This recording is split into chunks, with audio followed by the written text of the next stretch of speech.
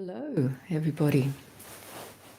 Good morning to Australians, and good afternoon and evening to those in the Northern Hemisphere.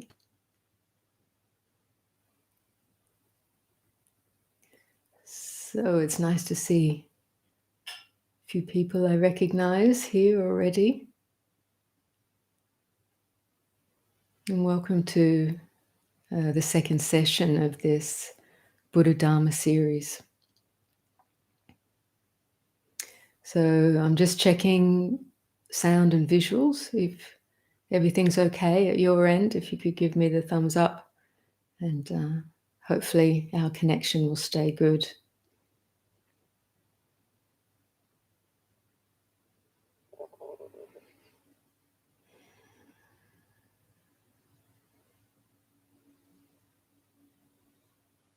Terrific.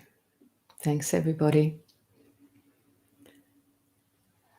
So it's 6 weeks since we did our first session in this series, which it seems that everybody enjoyed and got quite a bit out of. So that's good. I'm really pleased that that's been helpful. And obviously they're relatively brief sessions, so they can't be completely comprehensive. But, there's a lot of information easily available on the internet. And these sessions are more intended to be live and extemporaneous reflections and an opportunity for live Q&A as we reflect around these different aspects of the early Buddhist teachings. So I just want to reiterate again, this territory of the early, what we're calling, or what is called early Buddhist teachings or early Buddhism, is really looking at the earliest recorded teachings that have come down to us. And some of the scholars place that, around a couple of 100 years after the Buddha. And they've been through various translation processes and standardization processes. But modern scholarship has been able to cross-reference some of the earliest texts, both in the Pali recensions and the Chinese agamas, with other, also with a few other fragments of texts, to pretty much verify what was the earliest strata of the teachings that is in common with all the different Buddhist traditions these days. Because of later geographical separation, as the Buddhist teachings traveled down through South India and then into Sri Lanka, where eventually the Theravada tradition was preserved with the Pali Canon as their scriptural bedrock or references. And then later from India and some from Sri Lanka, teachings, tradition traveling further to the east to China, Japan, later Korea. And then much later mostly from northern India, it seems, traveling into Tibet around the 7th and 8th centuries. So these traditions of Buddhism being so separated geographically in the early centuries of the Common Era, they developed very differently by way of entering into particular cultural milieus of the countries and regions of the time, and continuing to be culturally affected in many ways as the centuries rolled on and as practitioners continued within these traditions. So in some sense these days you see all the different colored robes of these different traditions. You hear in many senses, different kinds of teachings. Some traditions have very extensive commentarial traditions through the centuries, and different philosophical schools that developed that began to debate different aspects of the teachings. And different ways of expression developed to essentially try to point back to the original essence of the Buddha's teachings when commentaries and philosophical debates began to get too speculative, etc. But all of these schools, all of these traditions still have within them the essential and basic teachings of the Buddha, coming back to the Four Noble Truths, which we looked into last week. The Four Noble Truths, the fourth truth being the Eightfold Path, and looking at the early paradigms of the Buddha's contemplative, contemplative paradigms to explore, to look into this experience of body and mind, this experience of suffering in earthly existence, ways of looking into with sharp awareness, with sharp mindfulness, concentration, into the origin of things within the mind itself. So we have these paradigms of, as I said, the Four Noble Truths, the Eightfold Path, the five, what's called the five khandhas, or the five aggregates of existence. Attachment, to which is pointed to as the root cause, one of the root causes of suffering, attachment, ignorance about their true nature.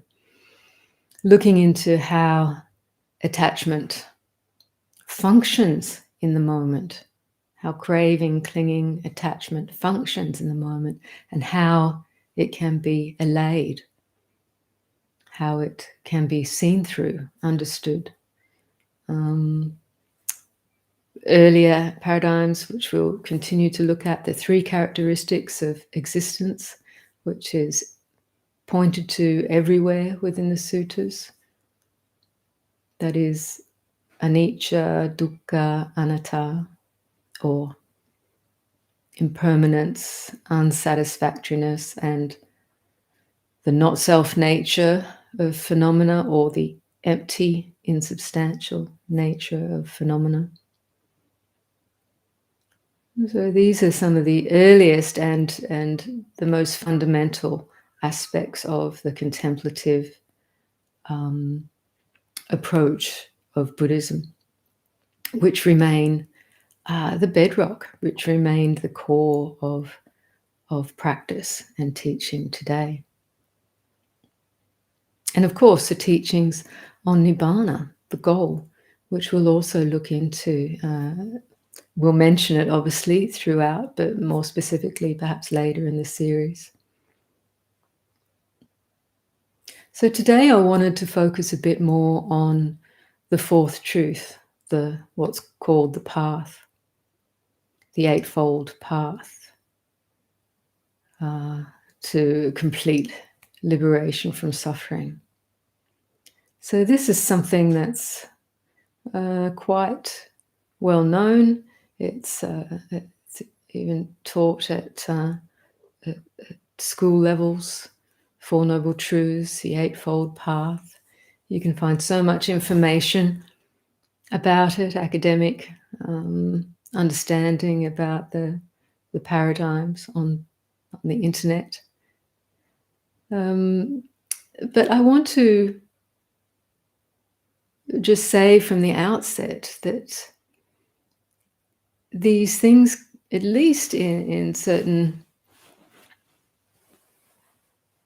circles, in schools and perhaps even university and the like, these things can be taught by academics who don't have meditation experience, or who don't have necessarily have a Buddhist practice or a full understanding of the Buddhist contemplative frameworks and how they work. So we often end up with this way of teaching where you sometimes see, Buddhists believe in the Four Noble Truths and the Eightfold Path. It kind of reduces it to something quite minimalistic, shorn of its actual liberative potential for full liberation.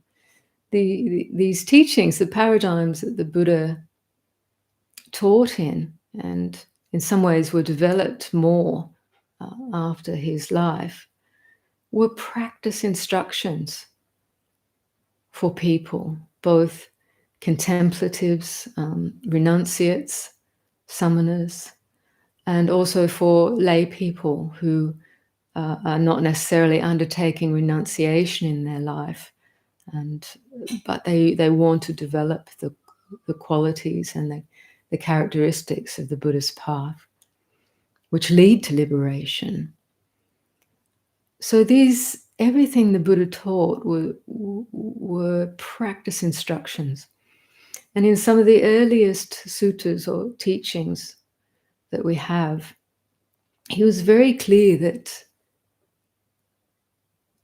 what he's teaching is possible to see here and now.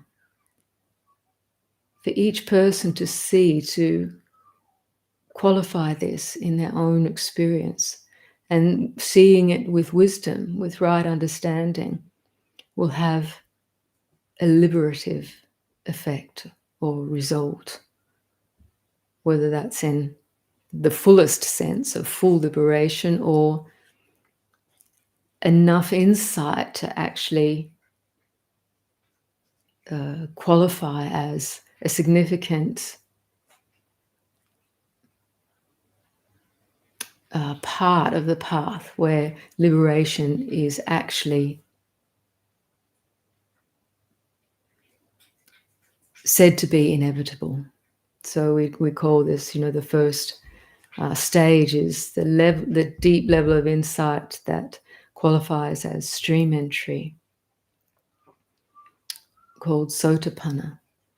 That's sometimes gets qualified as the first glimpse of the deathless.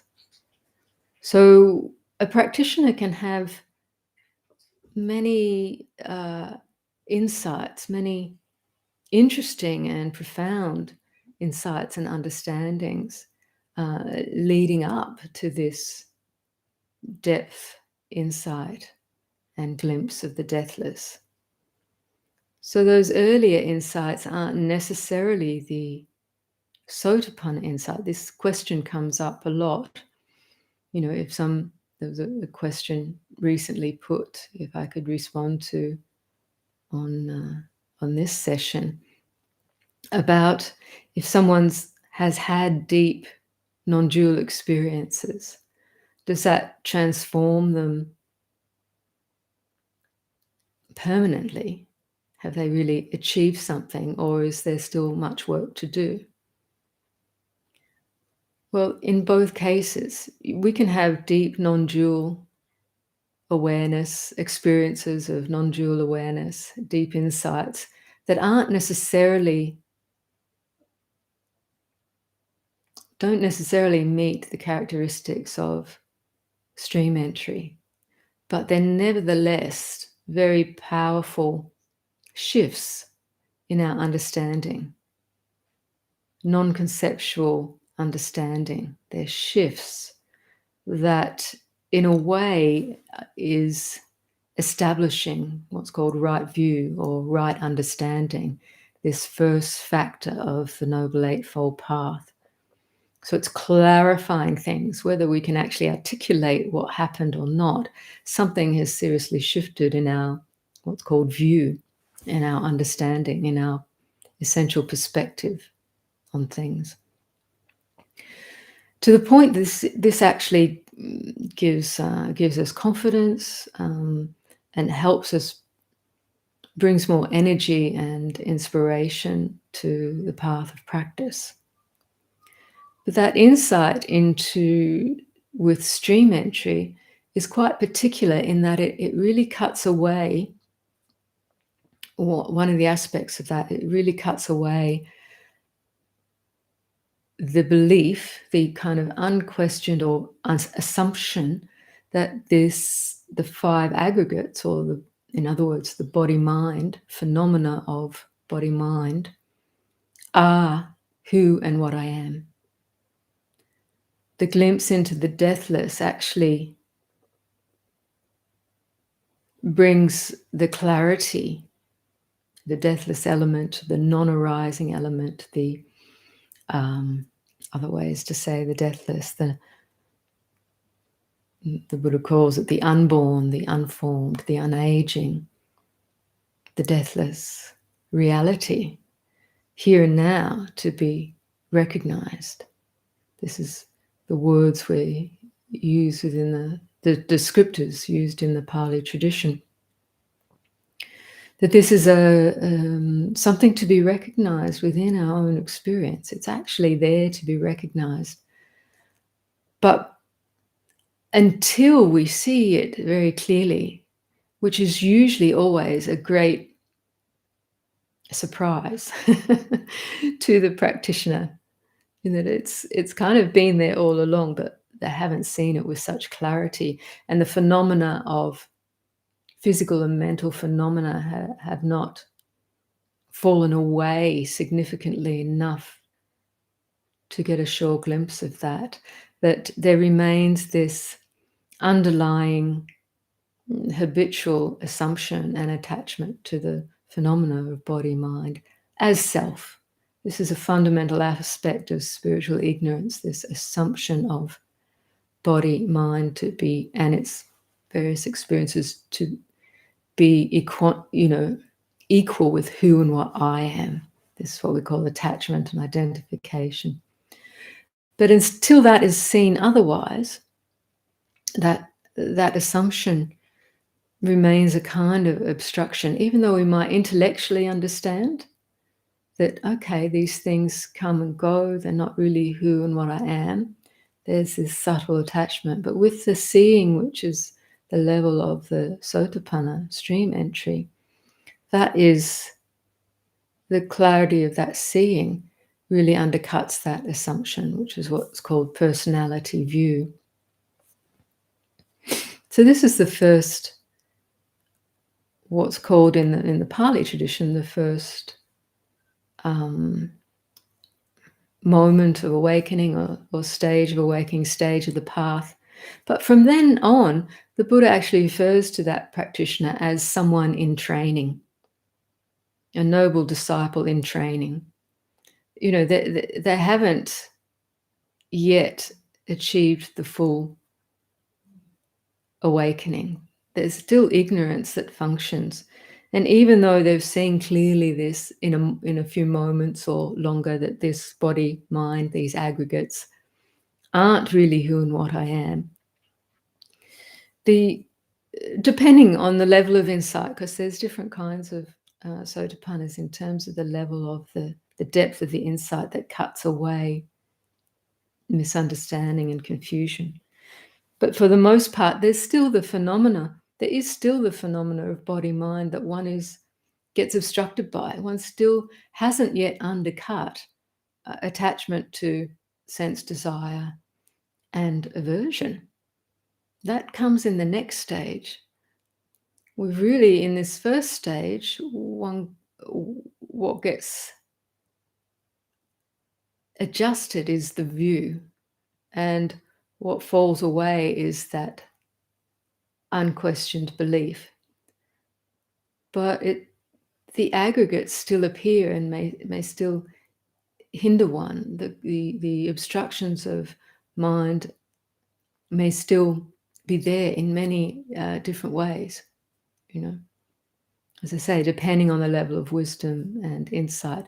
So this is a disciple in training who still has a lot of work to do, but the view is clear. Maybe not the full clarity of the fully enlightened one, when ignorance and conceit or conceptualizing has been thoroughly cut, thoroughly understood, transcended.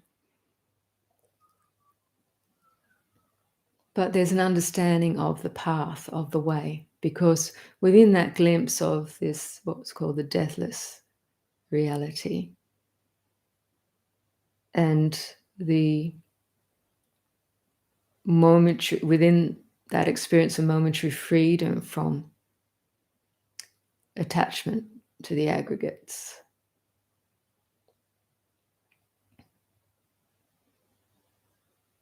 within that there's enough right view that they understand to a large degree the cause of suffering and the way it is allayed. So they've glimpsed, within that glimpse of the deathless, there is an understanding of the Four Noble Truths. That's part and parcel with what is called path moment and fruit moment, when that insight is strong enough to be characterized as stream entry, or the next ones are once returner, a non-returner, and then the final one is arahantship. The fruit, the path and fruit of arahantship. So this is just a little overview of that progression. So in those moments of path and fruit, or path insight and the fruition of that, the Four Noble Truths are fully grokked, fully understood. For those who haven't reached full awakening, the mental obstructions and hindrances can still hinder one to varying degrees, depending on the qualities of wisdom and samadhi of the practitioner. So the one in training still has what we call work to do, but the view is clarified, the path is clarified to a large degree. Doesn't mean, especially for the stream enterer, that they don't get confused again or that they don't suffer again. No. There's lots of that still to work through. There's enough confidence to keep moving through it and re-finding again the path, re-experiencing again the path and the insight, until the various fetters have been abandoned, seen through. And to a large degree, the karmic, the various karmic things within one's trajectory are also worked with. They're brought onto the path. They are the path that we work through. But I want to clarify a bit about this notion of path, because it's the word in Pali is marga. It sometimes gets translated as way. So the way to the end of suffering, or the way of non-suffering. And I prefer the latter, the way of non-suffering, because path gives us this sense of very much a sense in time and space. There's here, which is not the goal, and there's the goal at the end of the path, somewhere off into the future. And if we conceive of the path like this, I'm just going to put my hat on, it's getting a bit cool. If we conceive of the path or marga like this, it tends to reinforce our sense that right now I'm an unenlightened ignoramus, and I have to do a lot of work to figure all this out, to somehow achieve full awakening in the future. Now that seems like a reasonable conception, but actually that's starting out with wrong view, So this first factor of the Noble Eightfold Path is called right view. And with each of these 8 factors, there's the right and the wrong. So right view and wrong view, etc. And I'll go through what these 8 factors are. But the view is so important because each of those factors arise upon right view. Right view is the fundamental and the causal for all the other factors to come into alignment, whether they're the right factors or the wrong factors.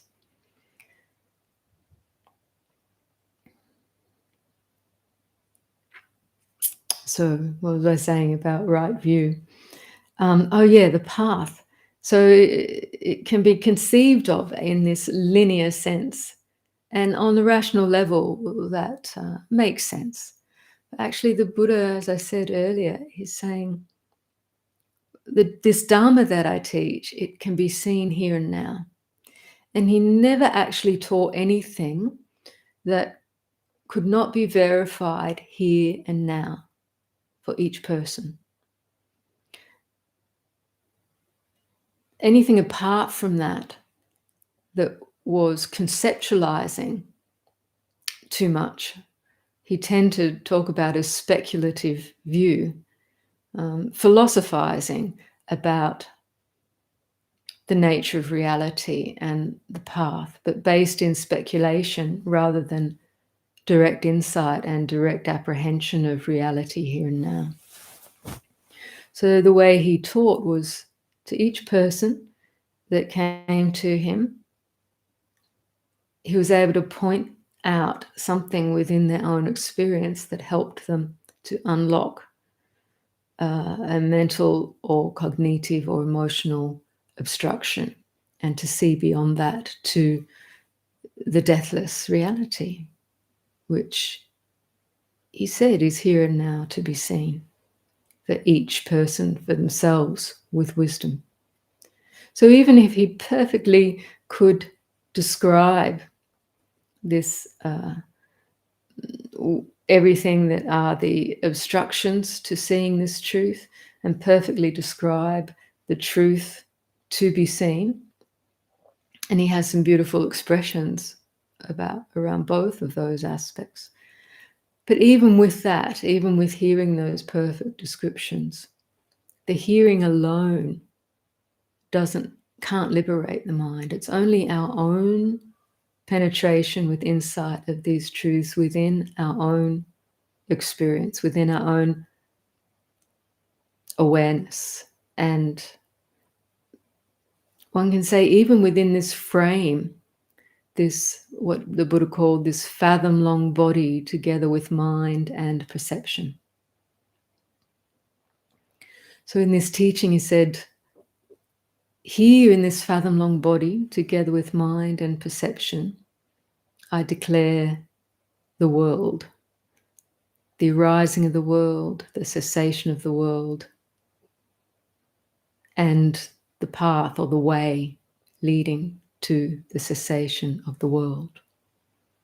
In this fathom-long body together with mind and perception, I declare suffering or dukkha, the arising of dukkha, the cessation of dukkha, and the way leading to the cessation of dukkha, or the way of non-suffering. So he's pointing all of us to this experience that we are in, this experience of body, of mind. He's saying right here is where the world arises. And modern day physics and neuropsychology is saying the same thing. The world of our experience arises within our own conscious, cognitive, perceptual processes, aided through the 6 physical senses. You know, they're saying that actually what we see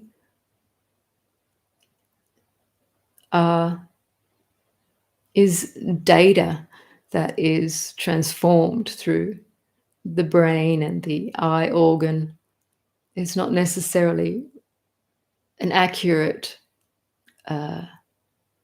representation of what we, how can we say, what the object of perception. It's influenced by so many things within this body-mind system. So with this teaching of the Buddha, saying actually the world as we know it arises and ceases within this body-mind. That's where it's perceived, that's where it's conceived. And that's what he went on to say. The world in the Buddha's, he said, in the world in my dispensation is that which perceives the world and conceives of the world. That is the eye, the ear, the nose, the tongue, the body, and the mind. So the Buddha was very clear that he's looking at this apparatus, this body-mind apparatus, the sixth sense fields where perception, cognition, conceptualization happens. And the fact that it all happens within this frame of experience means that we can actually observe it, we can come to observe it and come to understand it just for what it is, as it is experienced in the moment. So this is a significant reorientation to where the world is, because our usual assumption through dualistic conception and perception is that we objectify the world. We see it out there and me here. So this is the basic dualistic assumption of subject and object. And that seems very verifiable in one sense, because for the most part we live in this dualistic subject-object kind of experience. So the Buddha's not denying that level of what we call conventional reality. That's the way our senses, this mind is conditioned. But he's saying we can see a little bit beyond that. We can see how conditioned actually that is and start to challenge the assumptions that I am this body, this brain, this thinking organism, and everything outside this skin bag is not me. This is where we have to challenge. But we don't do that through speculation or through argumentation or philosophy, but look directly into our experience as it's arising in the moment. And how do we do that? This is described or laid out in the path, the Eightfold Noble Path. So, right view. Let's just name the factors, the eightfold factors. We have right view, right intention, right speech, right action, right livelihood, right effort, right mindfulness, and right samadhi, or what gets called as right concentration, but we'll call it samadhi. And in the teaching, each of these factors are dissected into their component parts. And the Buddha clarified that these are also, we can say that one section we call the wisdom. That's right view, right intention is wisdom. Right speech, action, and livelihood we talk of as sila or conduct. Sila is wholesome conduct or skillful conduct, and which covers speech, action, and livelihood, our bodily conduct. And The third section is samadhi, which includes right effort, right mindfulness, and right samadhi. So this threefold way of talking about the path, sila, samadhi, and panya, or morality, wholesome living, mind cultivation, or meditation, and wisdom, the development of wisdom. So wisdom comes first. In essence, we can start practicing wholesome living, refraining from harm to whatever extent we can, even without, say, understanding of the Four Noble Truths. But to practice that development of wholesome conduct, to refrain from harmful ways and to develop wholesome ways of being,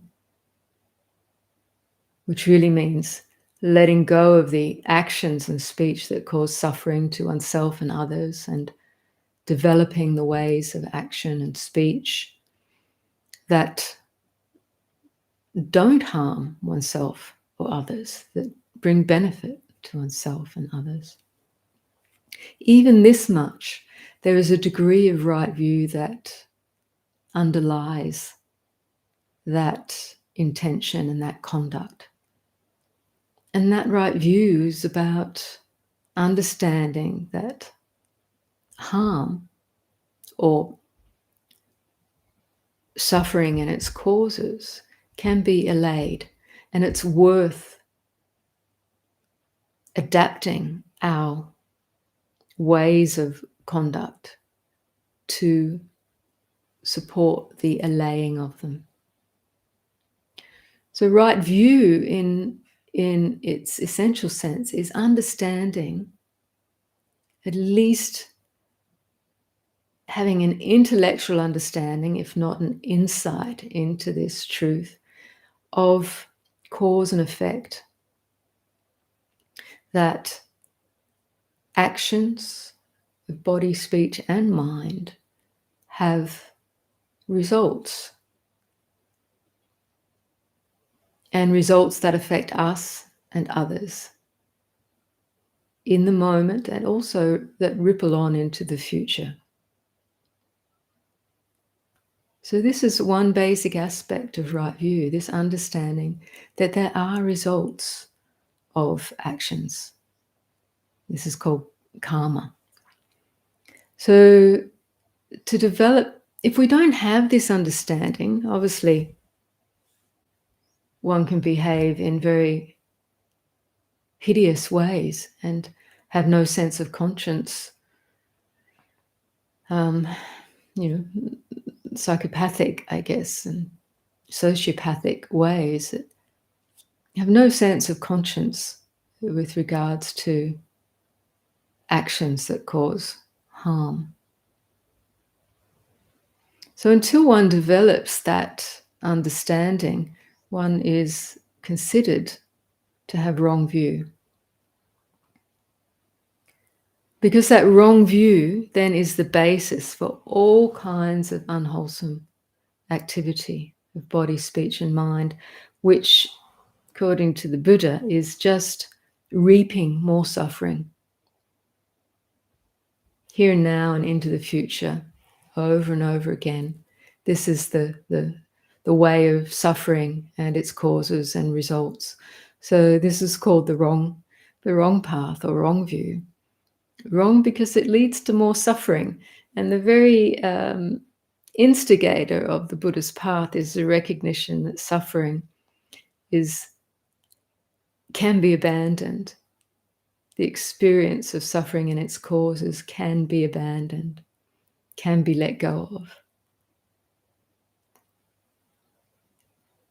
can be transcended to the point that one tastes and abides in freedom from dukkha, freedom from suffering, even as they may still exist in this world where all kinds of suffering pervade.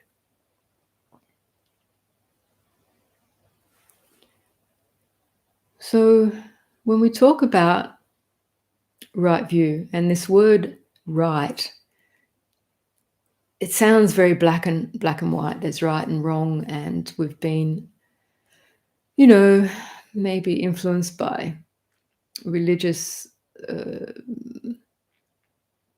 teachings in the past, which clearly state this is the right way of behavior, this is the wrong, and if you get it wrong, you're condemned to hell forever, and only the righteous will be freed, etc. It can get very black and white and a bit scary. But actually, when the Buddha talks about right, the word samma, which gets translated as right, it has other connotations, a connotation of harmonizing, which is more like the way of harmony with nature and with beings. It's also samma, it's glossed as moving in one direction. All these factors, right factors of the path, they all move in one direction together, which is the end of suffering, to the realization of nibbana, of truth, of reality in a way that undercuts foolishness, that undercuts ignorance, that undercuts the causes of dukkha. So this samma word that gets translated as right in the English language is quite limiting, but the word samma also has a quality of aspects which might be called complete or perfection, or something that things that move together in a direction that is wholesome and brings wholesome results. This is what samma. So the opposite, the wrong path, is leading kind of in the opposite. It's not going in that direction. So it's not ultimately a condemnation from on high, that if you fall into wrong ways, that you're evil and condemned forever. No, it's just saying, oh, you're going off in the wrong direction. There's only one result that can come from this. They're kind of fallen off the wagon, so to speak. But actually, our cultivation of the path is somewhat like this. You find yourself falling off to one side, and you wake up and come back to the middle. And you wander off and fall off to the other side, and you wake up and you come back to the middle. Which is interesting, because the Buddha called this Eightfold Path the middle way Dharma, which avoids the extremes of, many extremes can be articulated. But the particular extremes that he's talking about, that this middle way Dharma, the Eightfold Path, avoids, is the extreme of asceticism in terms of self-harm, as if those practices oneself will liberate one. It avoids that. It sees that as unnecessary. The Buddha walked that path and it didn't elicit the freeing insight. But also it avoids the extreme of sensual indulgence. And both of these paths, extreme asceticism and sensual indulgence in the Buddha's day, were actually ways that samanas, religious seekers, undertook. And he said, actually, those ways don't have the right view that's going to bring insight, but they actually, engaging in those ways, bring certain kind of karma, which doesn't lead to freedom from suffering. So he said the middle way Dharma, the Eightfold Path, avoids these extremes. So it's not as if it is about moderation with regards to the various sense pleasures we can experience in the world. It's certainly about moderation and mindfulness in that regard, so as we don't fall into the extreme of hedonism and just living for the sake of sense pleasure, It doesn't lead to liberation or much satisfaction in the end, or even in the beginning, actually. It's pretty much delusion. It doesn't mean that sense pleasure in the moment isn't real, but we have to see it's a momentary experience. But clinging to that, identifying with that, and chasing it down forever to get more and more of it falls off the path. Because it doesn't lead anywhere except to addictive behaviors and the various sufferings that come from that. And that gnawing dissatisfaction underneath that sense pleasures can't touch. So the middle path is also articulated as avoiding the extremes of speculative views, the notions, particularly that were rife in the Buddha's day, but are also now, the notions that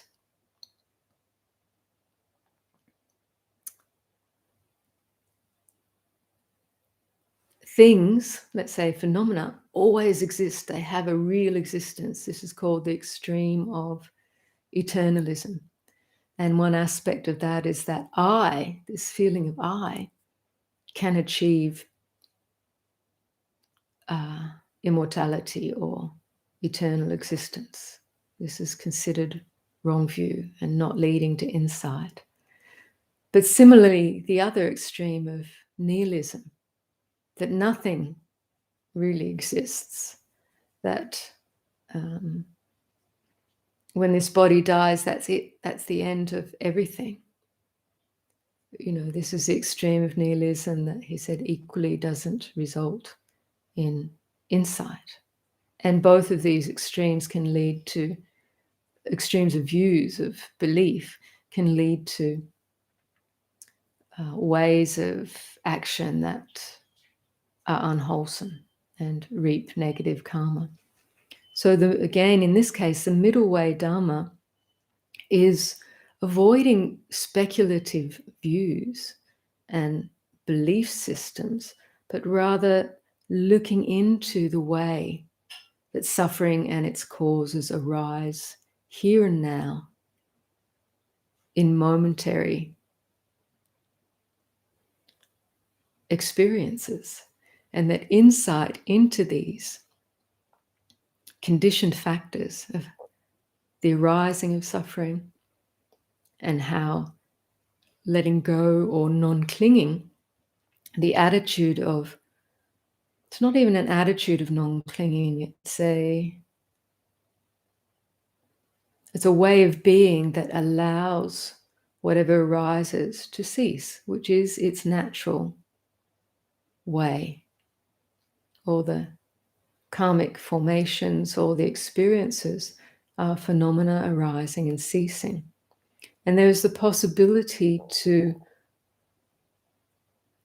find a place of abiding that sees this clearly, and in the clear seeing lets go of clinging, or doesn't cling, doesn't latch onto, but rather has a strong refuge in awareness itself. And this is where penetrating insight can arise as one's observing for oneself how various phenomena within this body-mind arise and cease in such a way.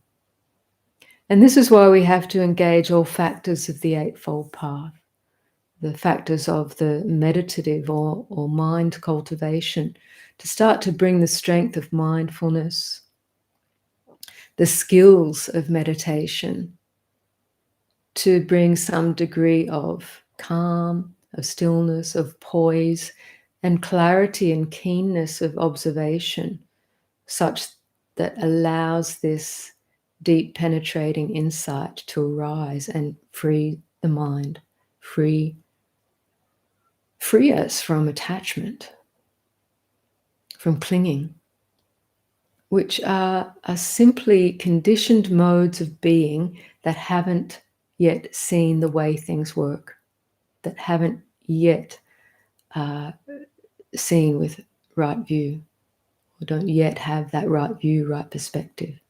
It's just that lack of clarity that hasn't seen yet the way things work.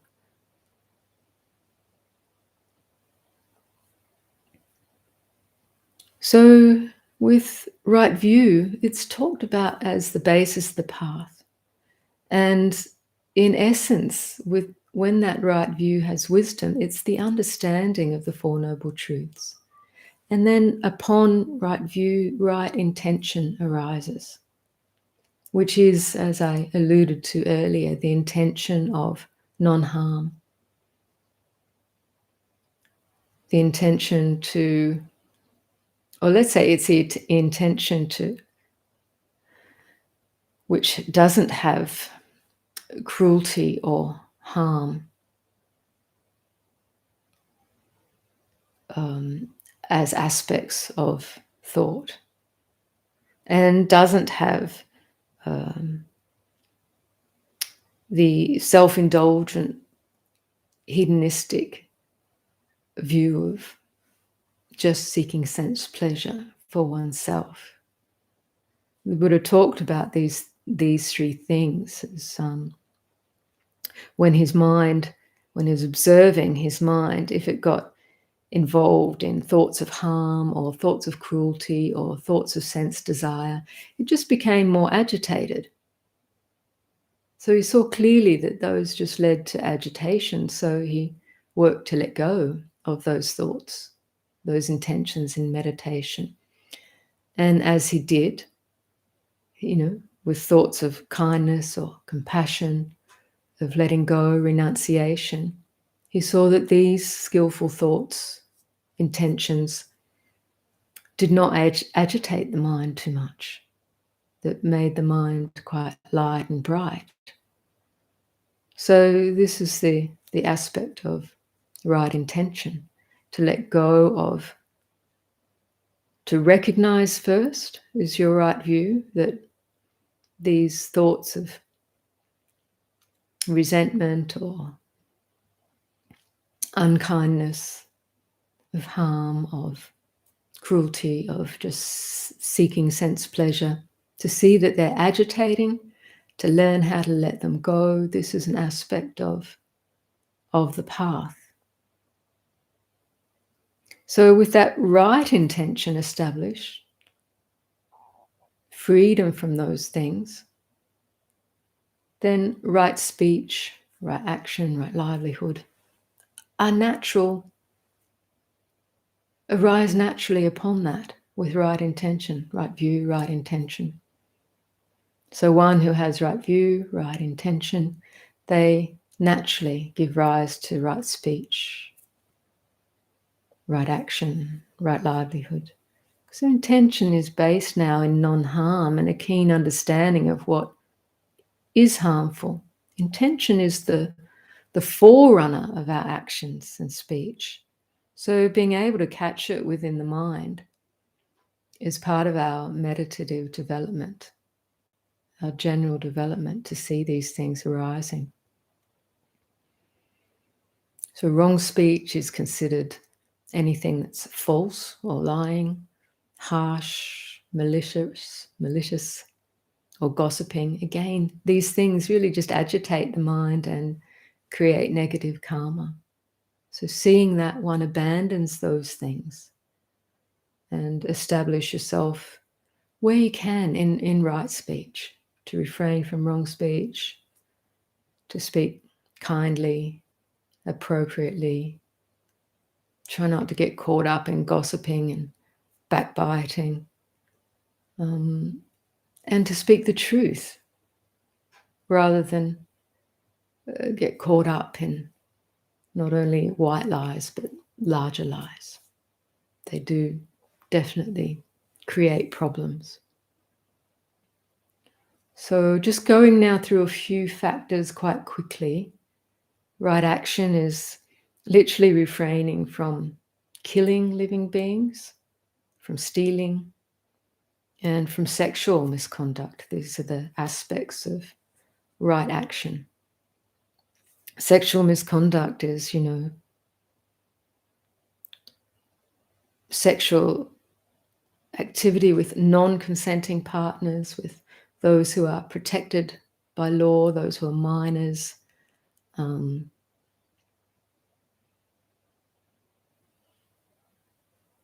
those who are partnered, committed to others. This is the general description of that. So refraining from that is right action. And recognize where the mind is leaning towards wrong action is right view. So you work to establish, to abandon those wrong actions, which is establishing right action. So you can see that right view is very much part of developing the path, as is right effort and right mindfulness, and understanding what's unwholesome, what's going to create negative karma, cause harm for oneself or others. And the abandoning of that is the right path.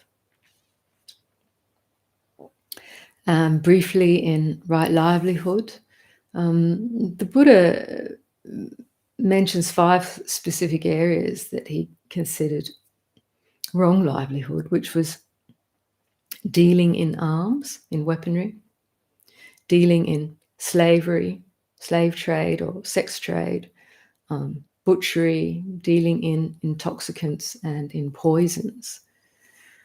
And refraining from those livelihoods, finding other ways to make your livelihood is considered right livelihood. Right in that it's moving in the direction of non-suffering for oneself and others, not in increasing suffering for oneself and others. And then we have the section on meditation, right effort, right mindfulness, right concentration. We'll go more into the mindfulness factors in another session, because mindfulness forms the basis of meditative practice. And there's a lot to say about that. But for now, just to say, right effort is about developing the wholesome and abandoning the unwholesome. And as I said earlier, we need the right view to understand what leads to harm, what leads to benefit to do that. So right effort, it's interesting that it's in the mind cultivation section, the meditation section, even though we need right effort in our conduct as well, and in our view to shift from the unwholesome into the wholesome way of being. So you can see that right effort with that mindfulness and adapting, learning skill in the world through body, speech, and mind is a component of mind development, of mental development. It really aids in your meditative development, even at the level of right view, intention, speech, action, and livelihood. It actually forms a basis of developing skill. So when it comes to meditative skill, you've learnt the flavor, the aspects of wholesome and unwholesome, and you continue to learn that within your meditative development. Skillful and unskillful is another translation of these words, kusala, akusala. So in meditative development, it goes beyond the moral component of what's wholesome and unwholesome, and it looks more at what aids the mind to come into a place of more calm and clarity. So it's skill, it's called skillfulness. It's not necessarily a moral factor there, but the learning of this skill, very subtle skills of mind. So, right, mindfulness are the 4 foundations. The foundation of mindfulness of body, awareness of aspects of body, mindfulness of feeling tone, mindfulness of mind states, and mindfulness of Dhamma. We'll go into these in more detail in a later session.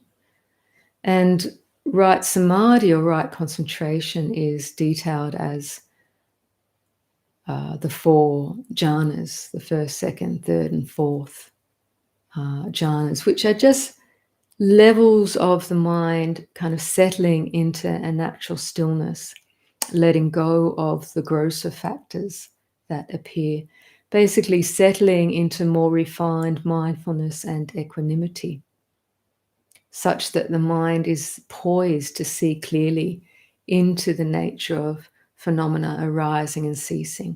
It's poised clearly to penetrate to the deathless reality within, here and now. I say within because the mind is not latching on to so-called external phenomena or any internal phenomena of body-mind. So this is the overview of the Eightfold Path.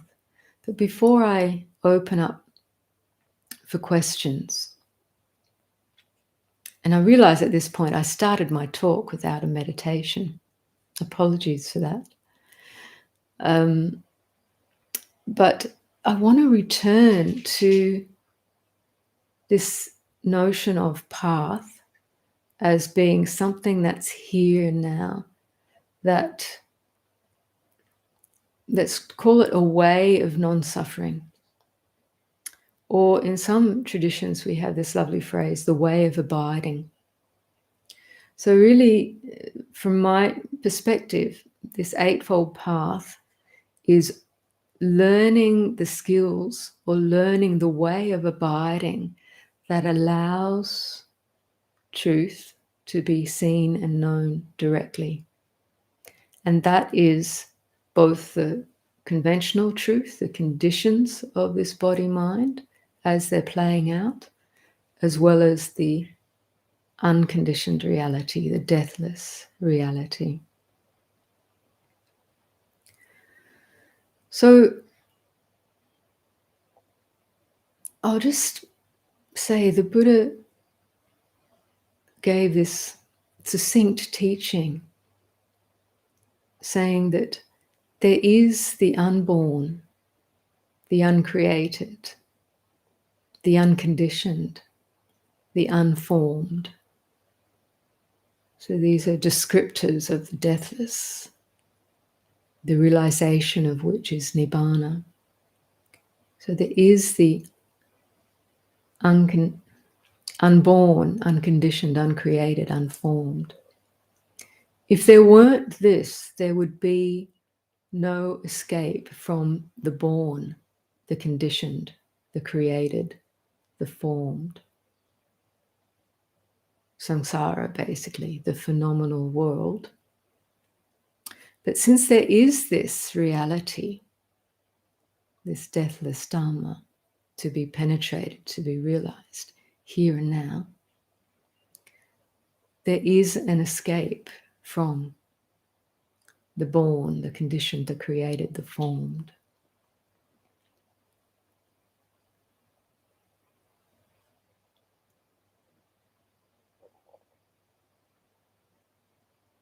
So let's take this point just to settle into a contemplative contemplation. Since I didn't start with the meditation, I'll do a little bit now and then we'll open for questions.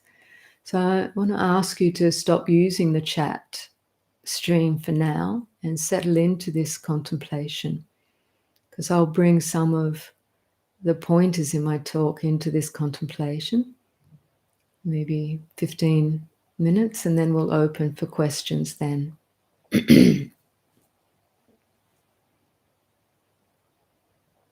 So settling the mind.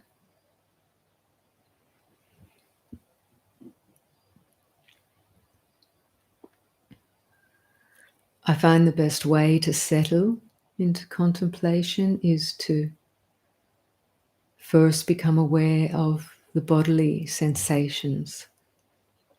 So this is directing our attention to the foundation of mindfulness of body. The foundation being the phenomena of body, how we perceive it here and now. the physical sensations.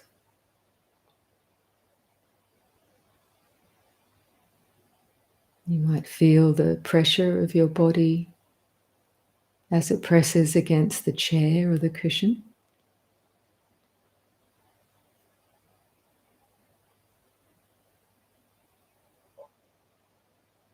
Just being aware of those sensations, paying attention to bodily sensations.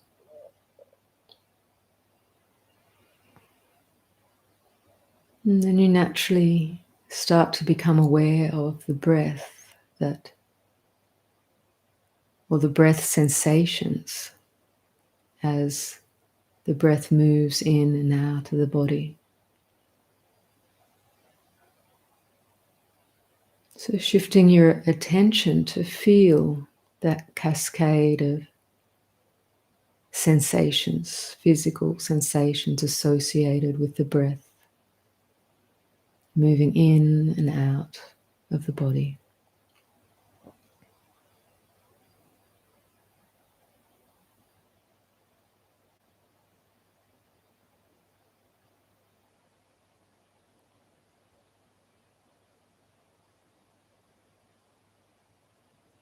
Establishing this foundation of awareness in the body helps to bring the energy out of conceptual thinking, helps to establish awareness of present moment phenomena,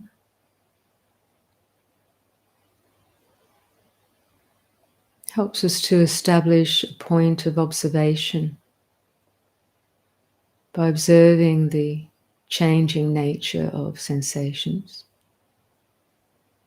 how they appear for a moment and subside, appear and subside.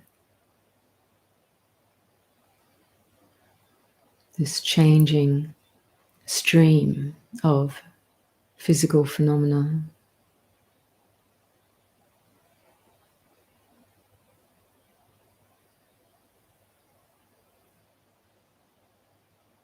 And by contrast, we can start to notice the mental movement, the mental phenomena of thought activity as a neural kind of activity. We just want to notice that energetic, that phenomenal experience rather than get pulled into the content of thought. Just notice the neural energetics. The eyes might move like rapid eye movement with the movement of thought. But if you're caught in the content of thought, just keep dropping that and recognize the physiological aspects of both bodily sensation and neural activity.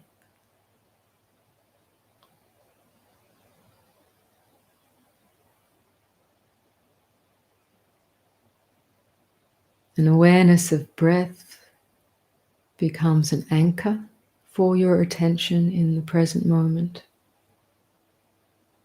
Your interest in exploring mental and physical phenomena here and now is also an anchor in this moment, in the present.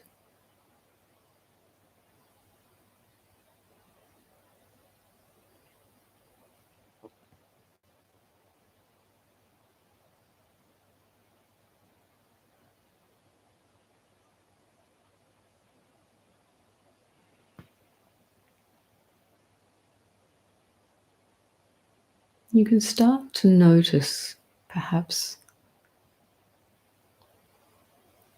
in whatever way you can, how the experience of stress might appear.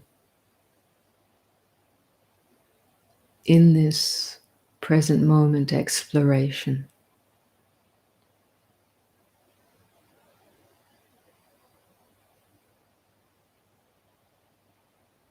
In some sense, even just that restless activity of the mind, like thought, like a popping corn machine, just that movement in itself can be quite agitating.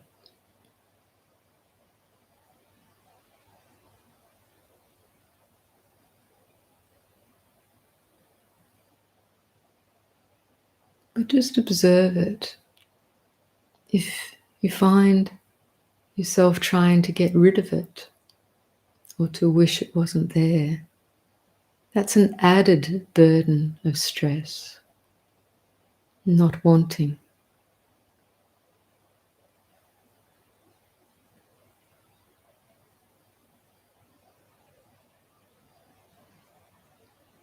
If we just observe and ground our attention through mindfulness of the body, it settles down of its own accord, that restlessness.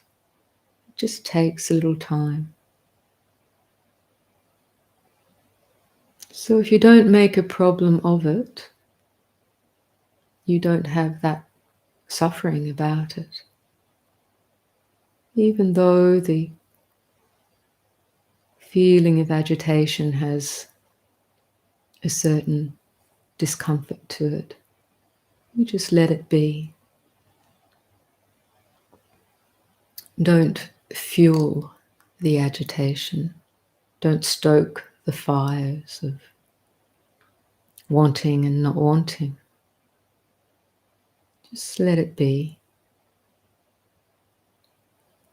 Learn the skill of resting or placing your attention first within the sensations of the body as an anchor, but also resting in this quality of awareness itself that becomes apparent.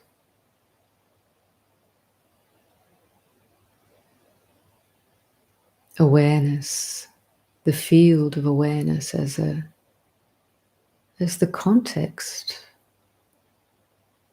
the broader field within which this phenomena of body and mind percolates.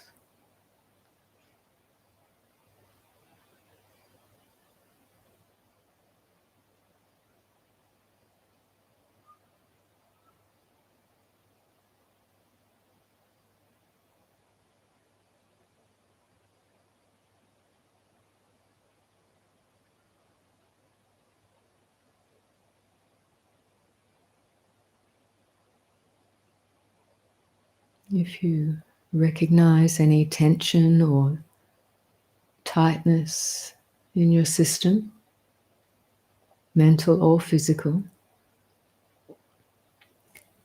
explore, see if you can relax out of that. What does it take to just let that go or let that be? Relax out of that.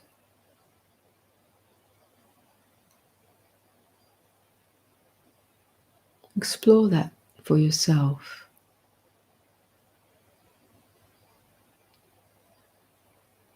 But this tip of using awareness of the breath of the body to help relax out of any stress, any tightness or tension, any grasping or holding.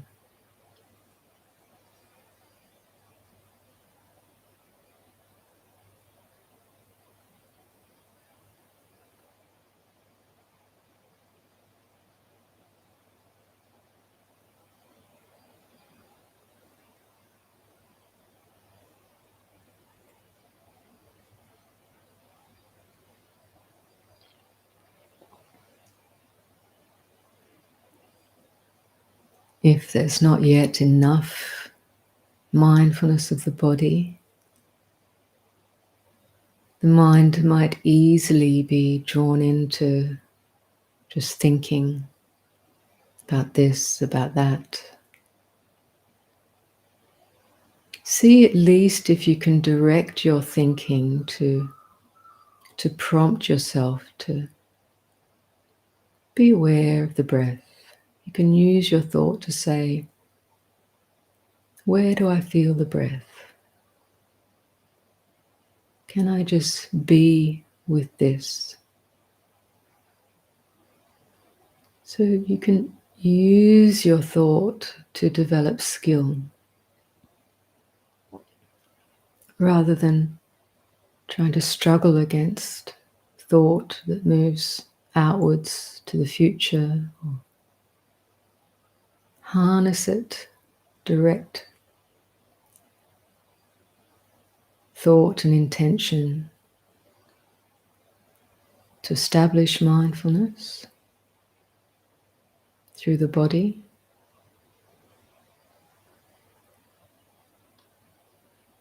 Even aware of that thought as a thought, but we rely on that to direct attention. And then we can let go of that thought and just be with this cascade of sensation of the breath.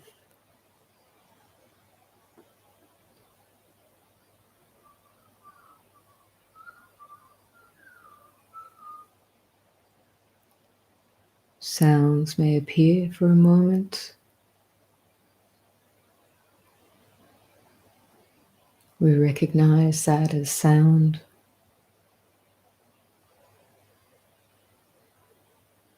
Recognize it ending, ceasing.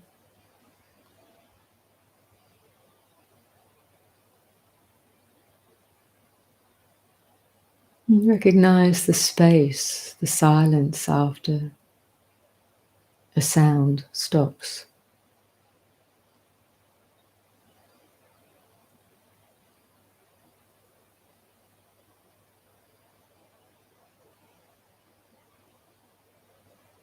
The space of the mind when there's no sound or no thought, just the mind knowing space or spaciousness in between the momentary arisings of physical and mental thought phenomena.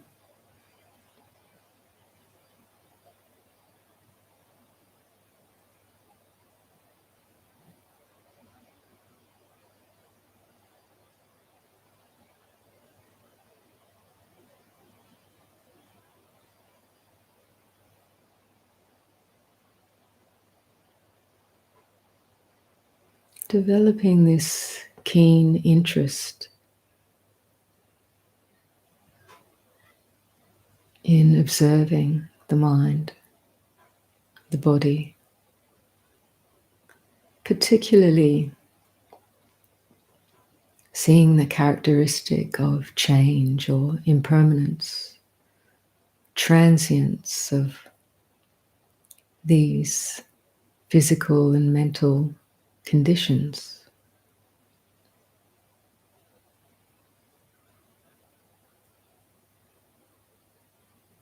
They appear and disappear.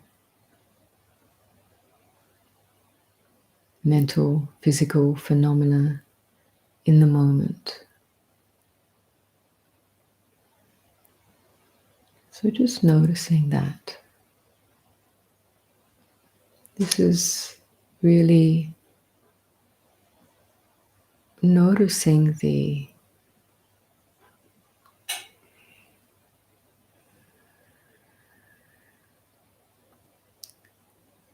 it's kind of noticing what shall we call it, the frame or the pattern of the Four Noble Truths,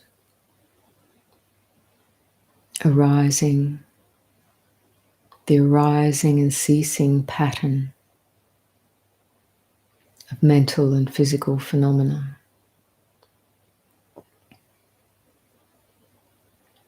So there is this phenomena. We're not denying that. We're not trying to get rid of it. We're not trying to change it into something different. But we observe there is this mental and physical phenomena. And it appears and disappears as sensations, as thought moments, as sense impressions, as memory, images, a cascade of momentary phenomena appearing and disappearing. We don't have to do anything to aid in their ending. It's just the way they are. They can only appear for a moment and then they've gone. If an experience persists, it's a re-arising of phenomena in a similar pattern, but it's never the same from moment to moment.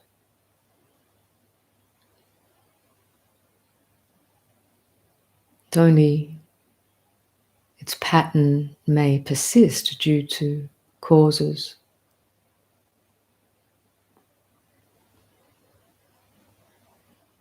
But the phenomena cease, disappear, all by themselves. There's no other way they can be. This is the conditioned world we're observing, conditioned phenomena.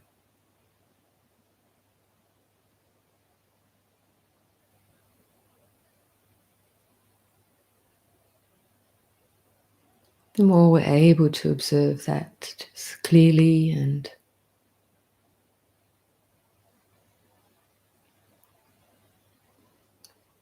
ultimately free of any attachment or clinging or identification, the more the clarity and understanding deepens.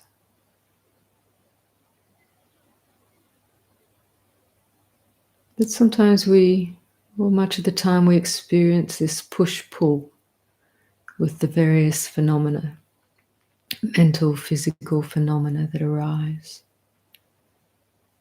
That sense of push-pull is the felt activity of attachment or fixation or identification.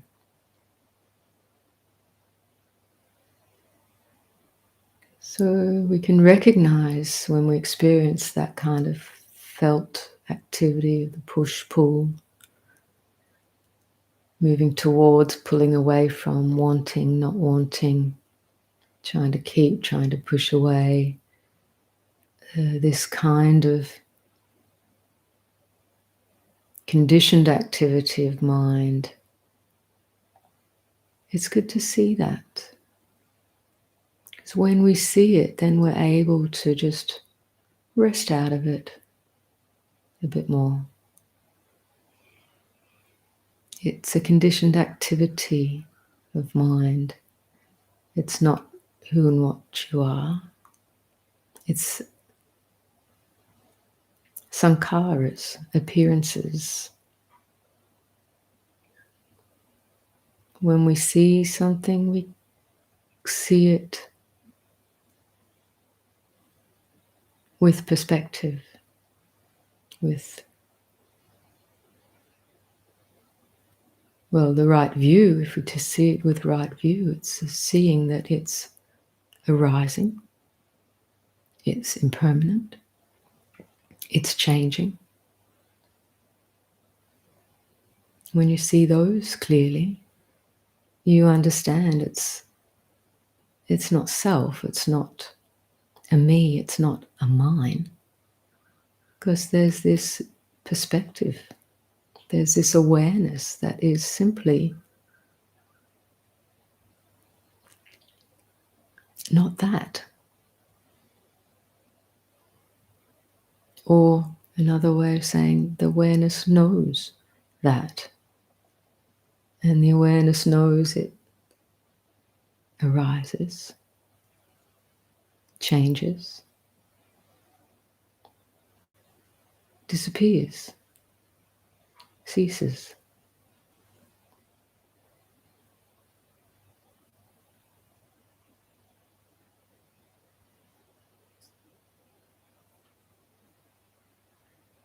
When you see the whole of that territory,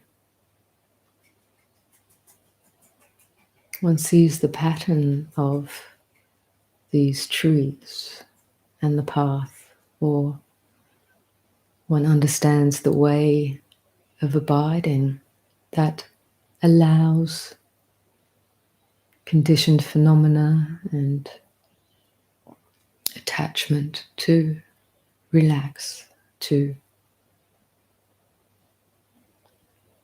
dissolve of their own accord. By that I mean by you don't make it happen. It comes about through clear seeing and skillful or informed direction of intention and attention. So the mind informed with wisdom and understanding learns to not cling.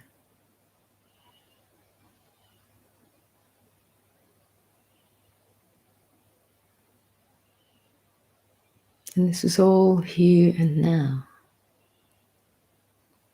There's no futurizing about it.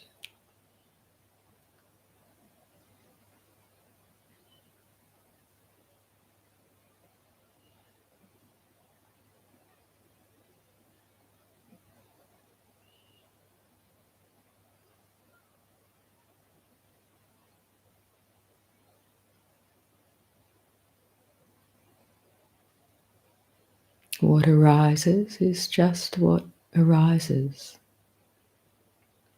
no matter its flavor or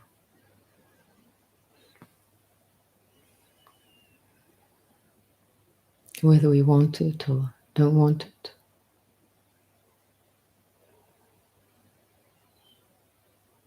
The skill is learning the way of abiding, or the way of relating, one could say, that allows any unnecessary suffering to be abandoned or relaxed or to not arise.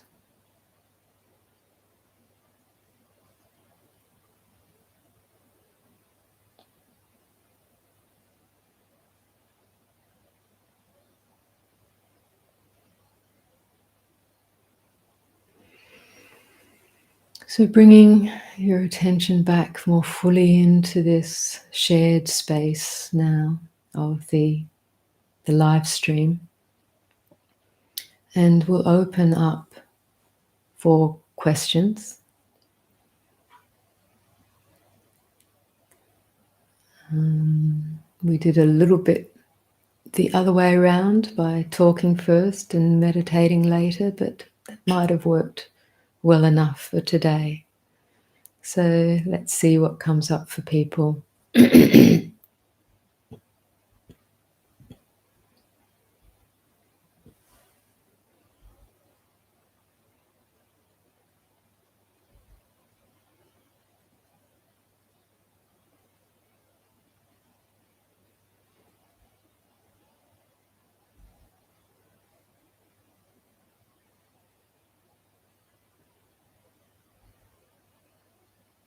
So I'm just scrolling through the chat from the beginning.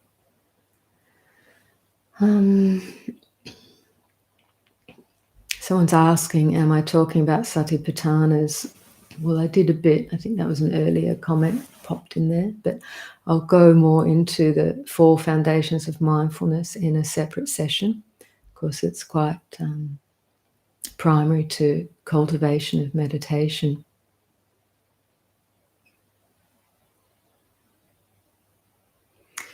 So John was asking how to know what actions to take. Again, I think it might have been early on, and I did enumerate those actions as what to refrain from. Those 3 actions is the specific. So the actions to undertake is that anything that does not bring harm to oneself or others is considered right action. But even on a broader sense, just any action that does not involve those 3 wrong actions of stealing, sexual misconduct, and killing, it has to be an intention, a definite intention to kill, and acting on that intention, you actually kill a living being. That's considered wrong action. It's nothing to do with accidental harm. It actually has to be a full-blown intention to cause that harm. But our own way of being in the world may become more refined according to our conscience of things as we develop the path. So, there's lots of room for you to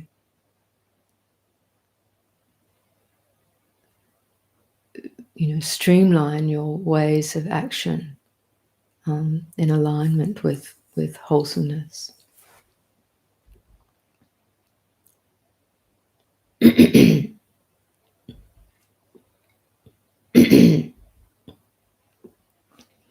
So someone said, so our local butcher and bartender is not right living. Well, look, in the Buddhist sense, strictly speaking, no. But that doesn't mean we should judge them to say that they're wrong. The Buddhist teachings are about individuals coming into a place where they want to cultivate their own mind, their own body, their own bodily action, their own heart, to come to a place of more refinement. So butchers and bartenders may be very, moral people in some ways, but may not fully understand how certain aspects of their livelihood may affect them. Certainly before I came into Buddhism, I worked behind the bar in hotels and pubs.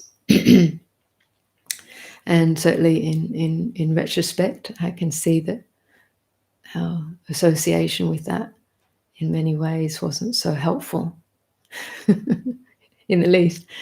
But it's not about condemning people who do that. It's just where you're at right now to want to aid your own cultivation, clarity, and within the context of your own spiritual development.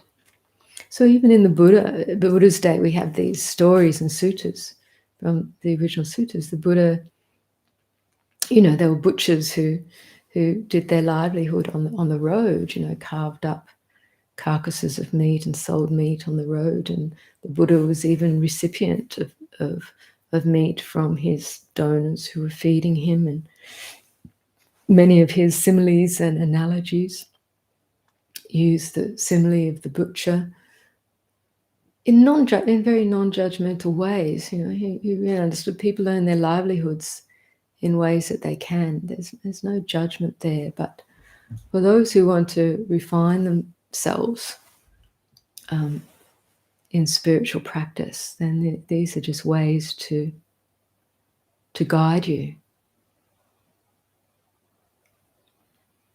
And examples from Ajahn Chah the Thai master of our tradition, he would be teaching local villages in the northeast of Thailand, and and some of them, they were keeping precepts that were Buddhists, but many were earning their livelihood through fishing and other means. Ajahn Chah would rather encourage them to not kill each other as the first step, to not harm, human beings as the first step, at least. And, there was no judgment of these fishers or other people. Keeping one's precepts is a matter of one's own decision to train. So these aren't commandments, 5 precepts, 8, 10, they're not commandments, they're a personal undertaking. And the way that they're talked about, you actually, when you recite them, you actually say, I undertake these precepts. I'm just putting in some power.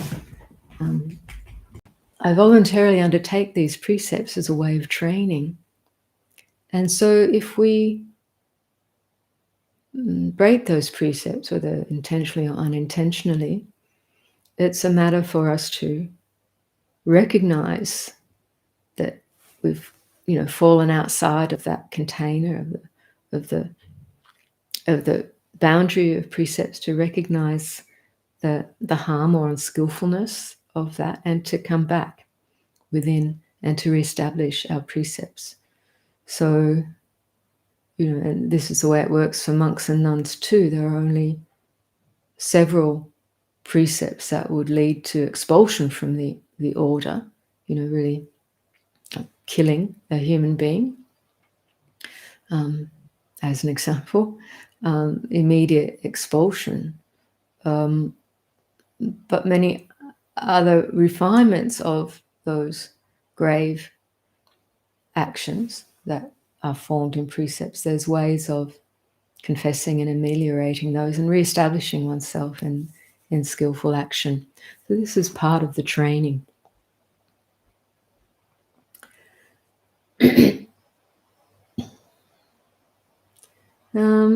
If I'm not my thoughts, body, etc., is that an example of dualism? It can be if one thinks I am something other than my thoughts. I'm not my thoughts, but I am the consciousness that observes it, or I am this, or I am that. The I am in the Buddhist teachings usually points to some kind of identification with a condition or an object or phenomenal experience that is not the unconditioned, non-dual reality. So, yeah, it's subtle. Whilst we see this is not me and mine, the way of abiding ultimately doesn't cling to anything. The Buddha talks about this as abiding independent, not clinging to anything in the world. One turns the mind to the deathless element, and standing upon that, one can attain Nibbana. This is the way it's translated and described in many sutras. So that the skill of meditation can bring us to the point where we understood and let go of, even in the moment, if not permanently, the phenomenal experiences of body and mind. And we're abiding independently, not clinging to any of that. Yet there is this full mindfulness and awareness. So, in a sense, and in some traditions do, they point to the non-dual awareness as the true self, or the Brahman or Atman or whatever. The Buddha doesn't necessarily, in most cases, talk that way. The Buddhist rhetoric is more like recognizing the not self nature. Not self because it's not permanent, it's not stable, it's generally, anything changing is generally conducive to agitation if clung to. So in recognizing those things as not self or not worth clinging to, the mind abandons them. And in the abandoning, just rests naturally, not clinging to anything in the world, the phenomenal world. And from that poise and equanimity, can realize the deathless nature. It takes that wisdom factor to really penetrate that. Is liberation a matter of using discipline to consistently unwind the doings of the ego person until they no longer arise, or does the ego person actually die? So ego and person, they're words that are used to describe a sense of self which is dependent on clinging or assumes I am bodily form, I am the perceptions, I am the thoughts, I am the feelings, the emotions, I am the consciousness that knows everything. It assumes the I am, and so this sense of I am is what gets called the ego or the person. So Ramana Maharshi points out that nothing actually dies. This construct just gets seen through as a construct. It's a mental construct. When it's seen that phenomenal existence arises and ceases by itself, it has a karmic trajectory. When one sees that and abides independently, you can say that the ego or the person dissolves. But actually, Ramana says it was never really there in the first place. It was kind of a mental construct. But as long as we have belief and assumption and clinging to that mental construct, it very much feels real, but it's our, what's the word? It's our imputation. It's our clinging, it's our identification. So when you actually go looking for this ego or this person who I think I am in a phenomenal inquiry, you can't actually find it. But that's not to be believed in. That has to be experienced and seen for release, for liberation to actually happen. And it's not about trying to deny this experience of me or mine, because then we get into real knot. It's very suffering. It's just working with what is. It's like working with the layers of the onion that appear right now. Keep it a very experiential, phenomenological exploration. And the Buddha said in the Sutta Nipata, there's this lovely little saying where he says, see how letting go of the world is peaceful. There's nothing you need to hold on to, and there's nothing you need to push away. So he's pointing out that very finely poised way of abiding or way of being that just sees how things appear by themselves. They also disappear by themselves. And with that clarity, there's an experience of non-clinging. With non-clinging, there's no agitation. And the Buddha says when there's no agitation in the mind, one experiences nibbana, or can perceive, or can experience the deathless.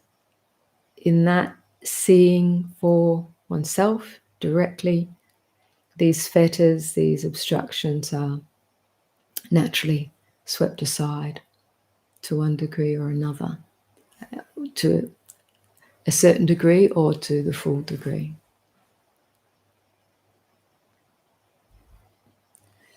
When I discovered recognizing the Nama-Rupa phenomena and can redirect volition toward the skilled versus the unskilled.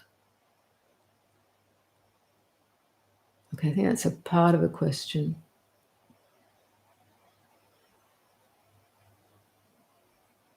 If you can clarify that, Rick, you might clarify it further down.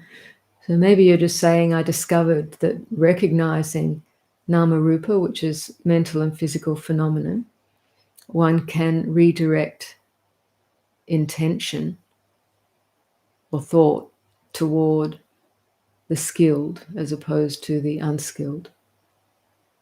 That's right. It's already in recognizing the mental physical phenomenon just as it is, one's clarifying the view, the right view. So intention, when there's right view, intention doesn't necessarily need to be redirected, but it's quite naturally right intention, which is one of, in this case, say, observing, not actually engaging in the push-pull or directing the mind in one way or another, but actually observing and allowing just the rest. This is one word that's used. Resting the mind means not directing the mind in this place, because if there's this view, if we're able to observe mental physical phenomena in quite an equanimous way, that's already right intention. We don't have to direct it any further, but just keep observing. In some sutras, the Buddha talks about if with a mind poised, let's say in level of 4th jhana, which has perfect equanimity and mindfulness, if one directs the mind in a certain way, you're actually creating more conditions. If you I really want to develop the higher jhanas, for example, there's this direction which is actually another condition, another construct. So rather, he points to it, when there's this equanimity and mindfulness, to see that constructs are constructs and to not construct, to relax in not constructing. Because you see that any construction of mind, any intention to do anything, is actually all part of the conditioned activity of mind. So at that point where there's clear mindfulness and equanimity, one learns to rest, abiding, full mindfulness, full awareness, not constructing, not directing the mind. From this point, one can realize Nibbana, penetrate to the deathless. Whether this happens, when this happens or not, we cannot say. It depends on the development of skill of the individual and perhaps the degree of wisdom already developed within that individual. And this is why it's helpful to keep reflecting around the Four Noble Truths and to see the arising, ceasing pattern of things in phenomenal existence. Because this helps to inform the mind with wisdom.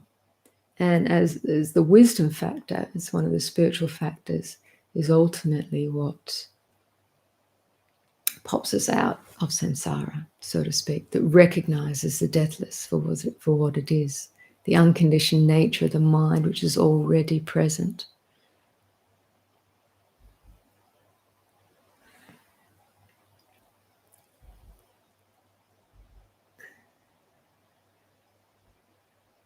So someone's saying they like my talks and meditations, be great if I could create more content for us.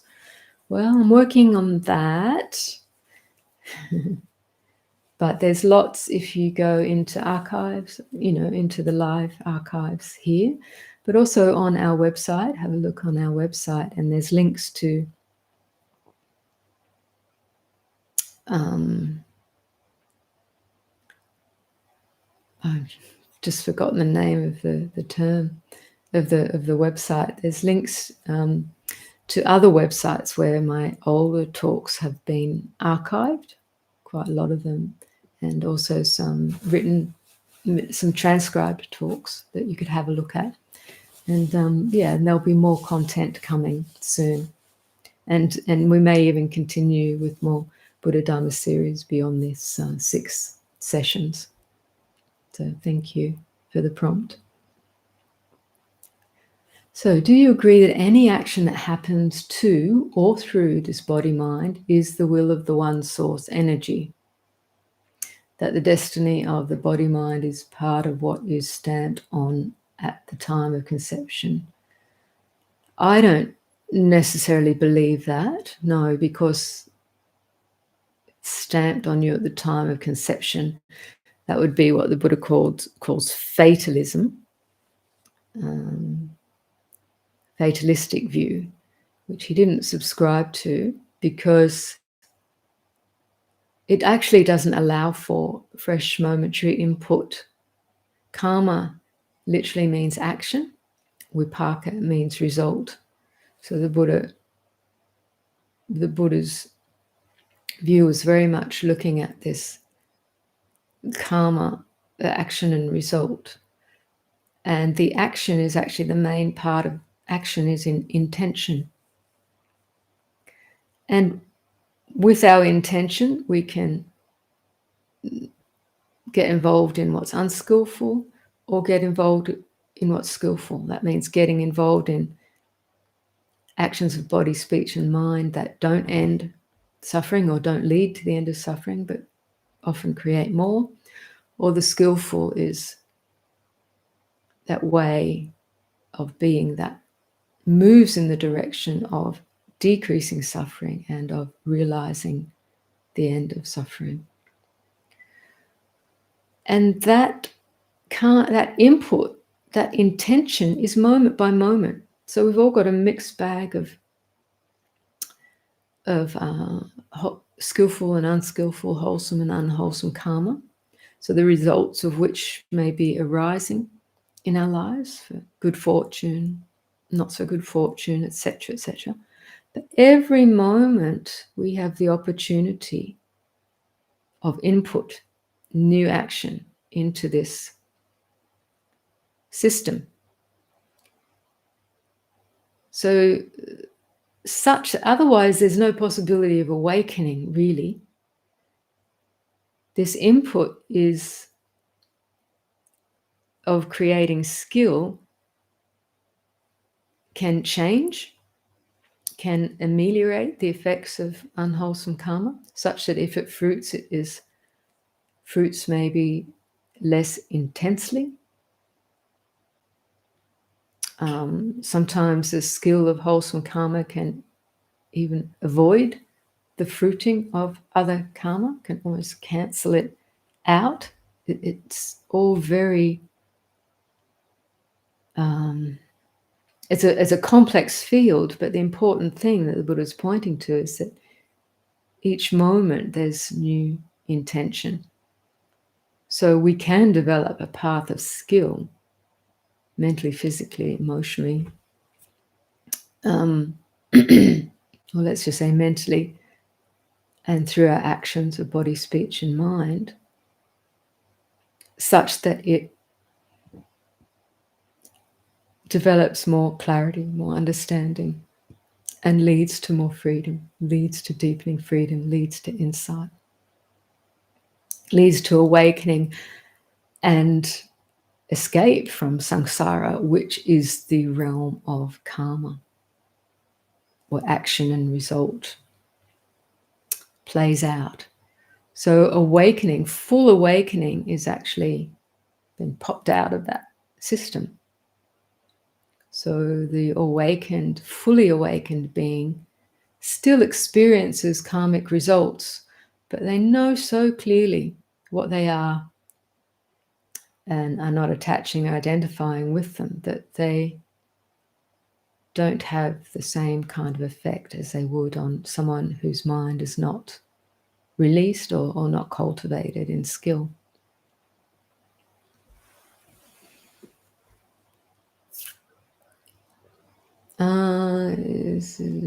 Is this one would say, stop striving, abandon all effort, release craving and revulsion.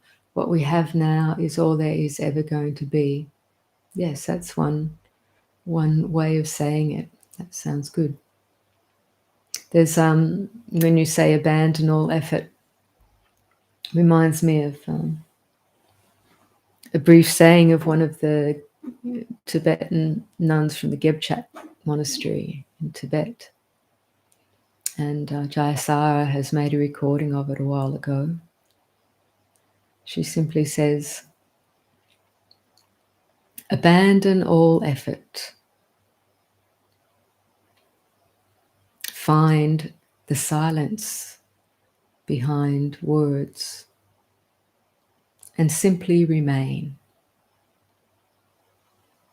The rest happens naturally, and this body will dissolve into light. That's the way it is. So a beautiful little succinct summary of the path from the Tibetan tradition, and that's very much in a Dzogchen view of things, abandon all effort. And this is really interesting in regards to the articulation of the eightfold path or eight-aspected path of Pali Buddhism. Early Buddhism, we've got a factor of right effort. And even though it talks about abandoning the unskillful and developing the skillful, ultimately the apex of that is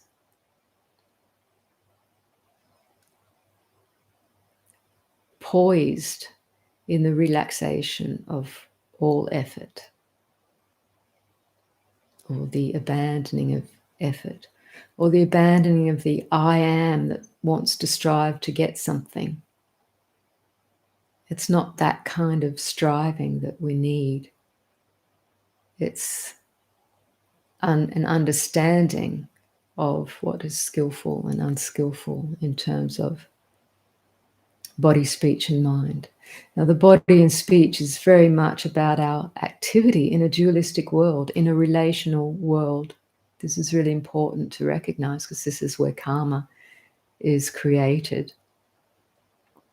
But when it comes to the mind, which is the forerunner of all conditioned states, and the mind is the forerunner of action and speech, etc. It is the forerunner of all conditioned states, all mental states. We can see that the apex of right effort is, as you say, relaxed awareness. But it's poised in skillfulness, poised in understanding. It's arisen out of right view and all the rest of it.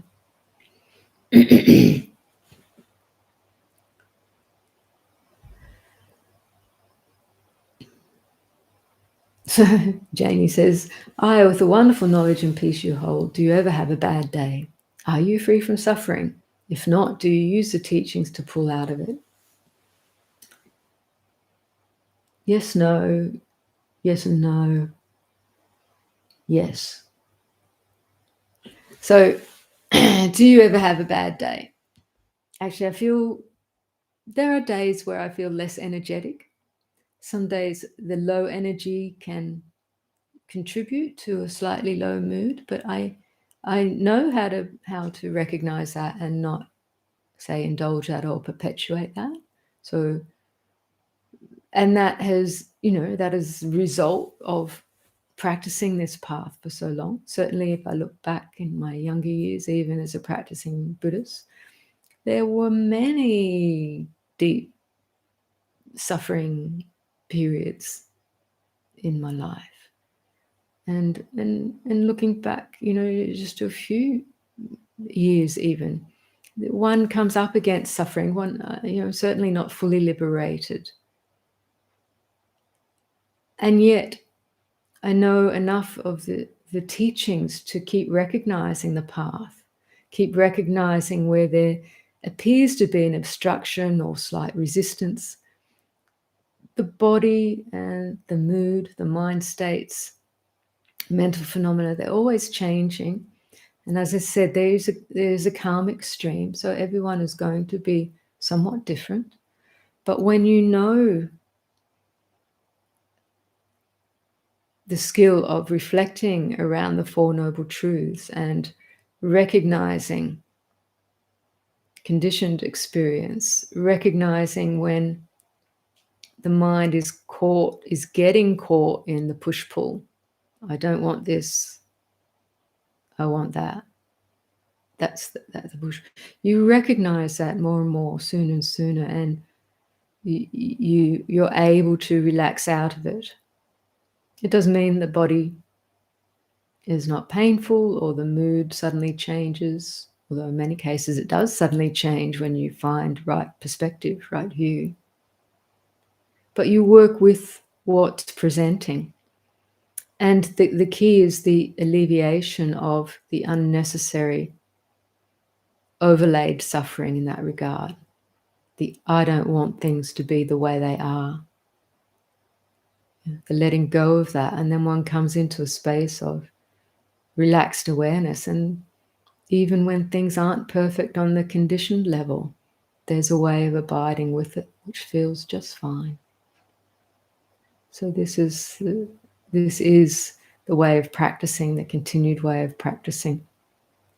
And the continued way is observing, having mindfulness established in body, mind, seeing mental, physical phenomena for what it is.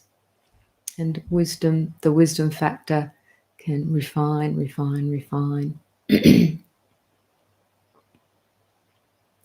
So yes, one always uses the teachings and knowledge, the knowledge of the path, the internalized understanding to relax out of suffering whenever it's encountered, even if conditions aren't perfect, which they never are, of course. Well, sometimes they're good. What kind of meditation daily do you do daily to help or transform for Satipatthanas, Vipassana?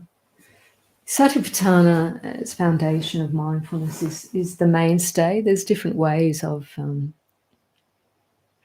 articulating, but really awareness of bodily and mental phenomena. And Anapanasati is an aspect of that. Anapanasati can span all the four foundations of mindfulness, but it starts with body in terms of awareness of the breath. So it's interesting to read the Anapanasati Sutta, and you'll see how it spans. It's developed to span the four foundations of mindfulness and lead to liberation. You can find that in the Majjhima Nikaya.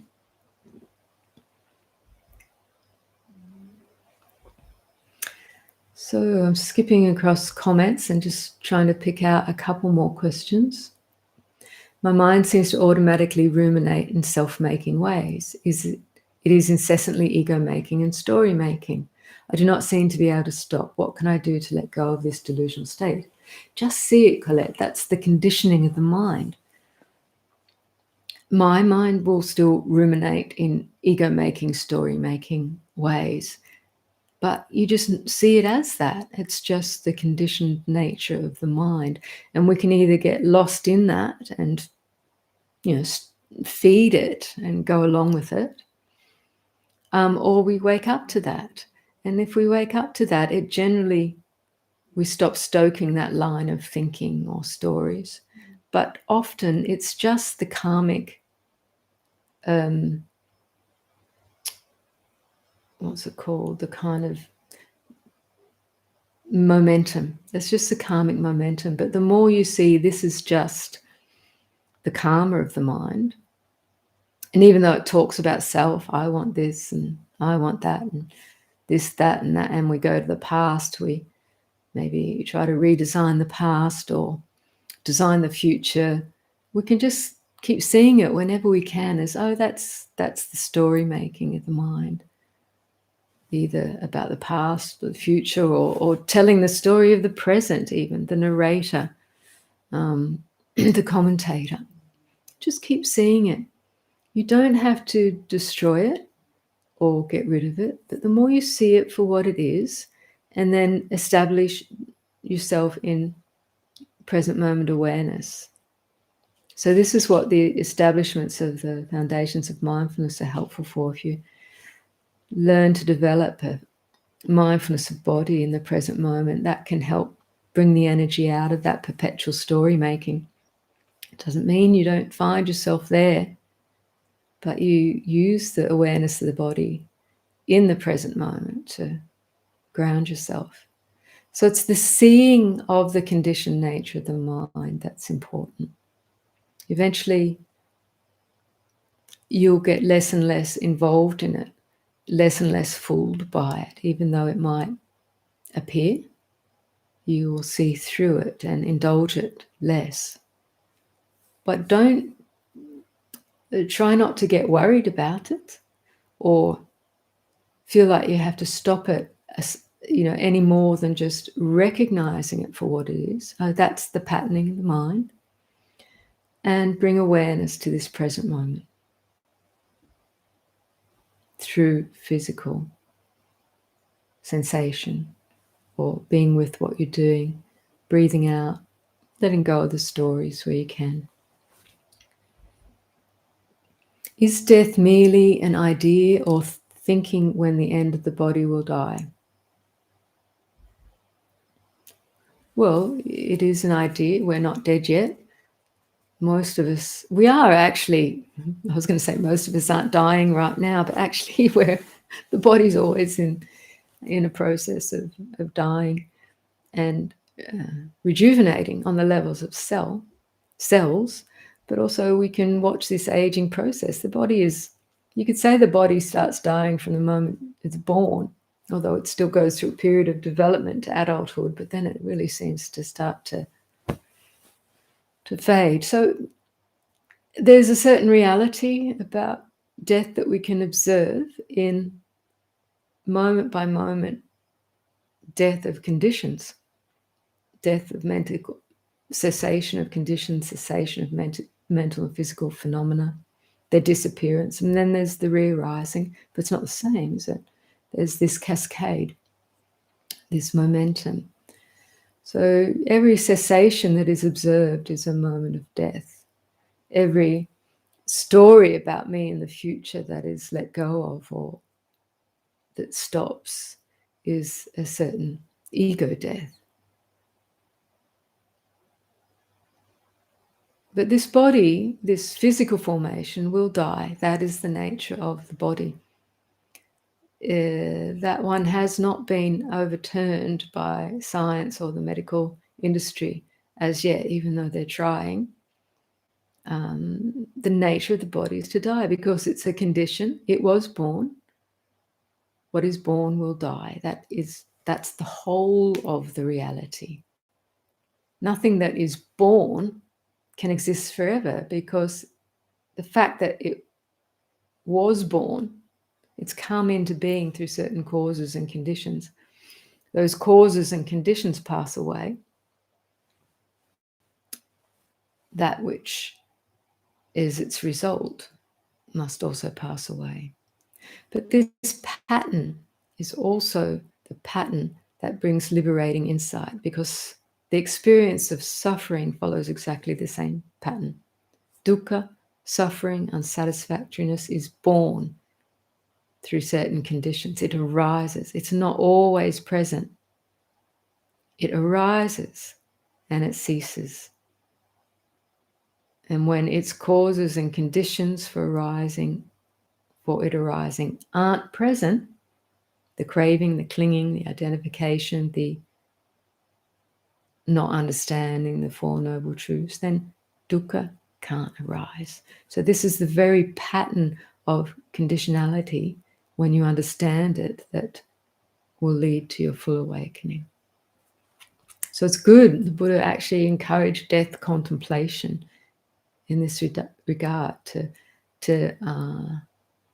pry the clinging to this body as self, to this body as some kind of, or this body as some kind of thing that'll last forever.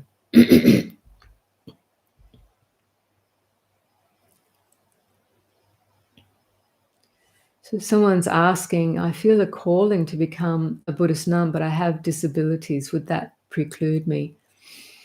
I'm not sure, Laura. It depends on A, what the disabilities are, I think, and B, the community that you want to enter into. So it's always good to just, develop associations with, say, communities of nuns that do offer ordination, or to find a community of nuns, depending where you are, in the States or in Europe. You can write to a community of nuns and ask them about this situation. Different communities will have different practices and procedures around this. Okay, so I'll move on. But just having said that, Laura, just to mention, even,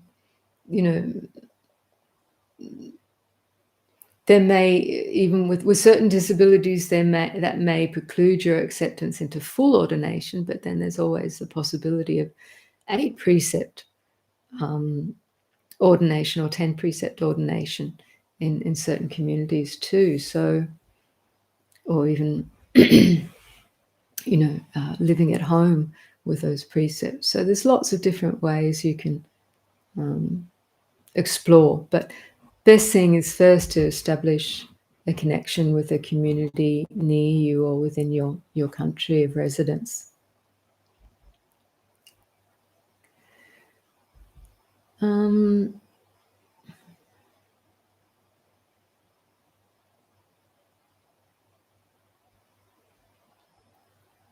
Okay, I'll just take one. We've gone over time. A lot of you, it's very late where you are.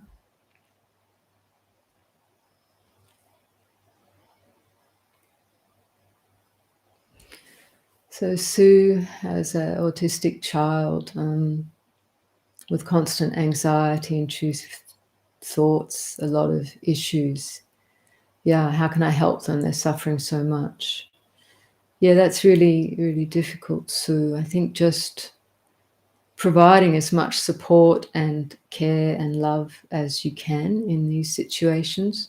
I think also seeking professional help in terms of those who have a lot of experience with such situations, to see what has helped in the past with others and what isn't so helpful on the level of so many things. On the level of food in particular, certain additives and things can increase a lot of these issues. Medications may be helpful, certain medications helpful, certain not, and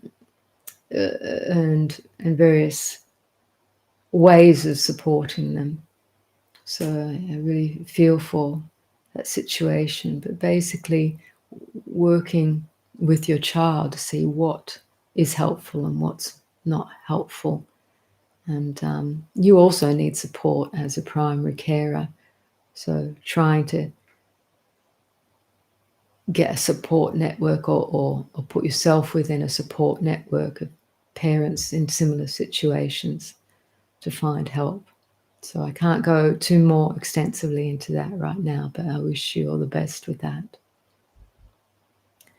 So impartial surrender, it's a little bit ambiguous. I'll leave that for another time. Impartial surrender, it's a kind of another way of saying letting go, isn't it? But we have to let go skillfully. If we let go just abandoning all our responsibilities and etc., that's not necessarily a skillful way of letting go. So, But impartial surrender does mean point to a kind of equanimous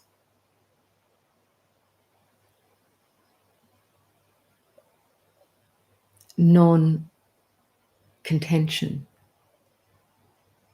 with things.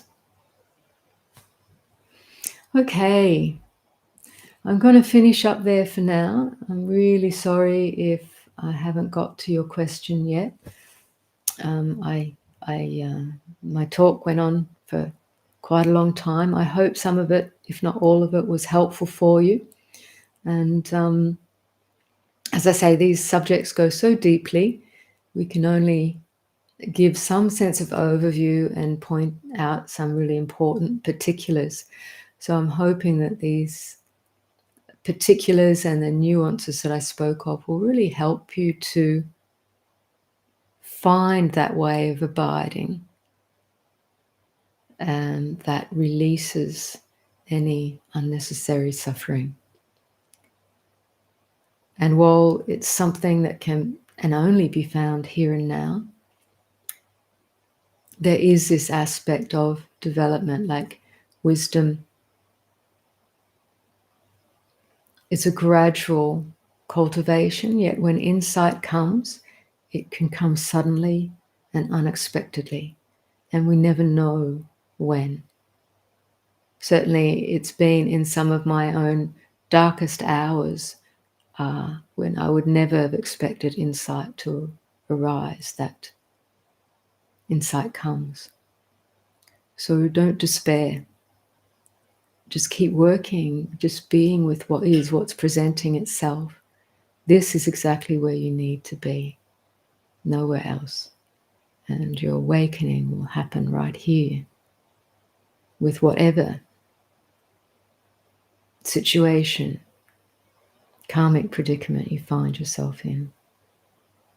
You can study, look at these path factors, refine your way of employing them, and you'll see for yourself how they support more clarity, understanding, and wisdom. So all blessings to everyone. And the third of this series will be in 6 weeks' time. So in 2 more weeks, Jaisara will take the guided meditation and questions. Then I'll take a standard meditation. And then we'll do the third session. And I think in the third session, we might look more specifically at the khandhas, the 5 aggregates of existence, physical, mental phenomena, and the 3 characteristics of existence, and which is going to really help inform how to practice in a meditative sense, but also in our everyday life. So blessings, everyone. Take good care and see you next time. Bye for now.